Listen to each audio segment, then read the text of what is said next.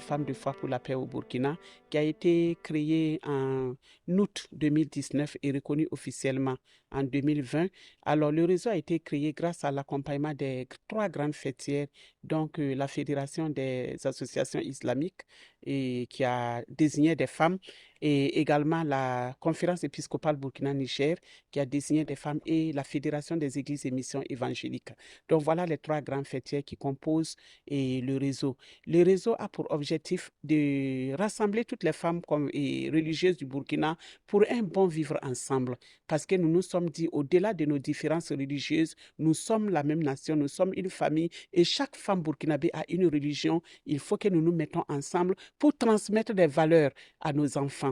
Et à cet effet, nous menons des activités de sensibilisation, des activités de développement, de paix, d'humanitaire auprès des femmes qui sont en difficulté. Grâce à l'accompagnement de nos partenaires tels que Oxfam, Merci Corps, ONU Femmes, on a un certain nombre de partenaires qui nous accompagnent dans la mise en œuvre de nos activités. Ce soir, nous sommes passés et rendre une visite de courtoisie, voilà, à notre fêtière qui est la Conférence épiscopale Burkina-Niger. Alors, les raisons de cette visite est que le réseau a été créé depuis 2019 grâce à leur accompagnement.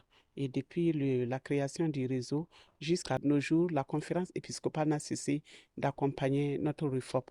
Donc, pour cette raison, nous avons jugé nécessaire de marquer un arrêt, et témoigner notre reconnaissance, remercier le président et toute son équipe pour leur accompagnement parce qu'ils ont toujours été à nos côtés. Et il faut se dire aussi que depuis 2025, août 2025, le réseau est passé d'un bureau national à un conseil d'administration. Donc, ça a été l'occasion pour les membres du conseil d'administration de se présenter, recueillir les conseils avisés de nos autorités, également demander des bénédictions, demander leur accompagnement parce que nous sommes sous leur hiérarchie. Sans leur accompagnement, nous ne pouvons pas aller jusqu'au bout. Et nous avons profité et présenté les quelques difficultés que le réseau rencontre, demander également des plaidoyers.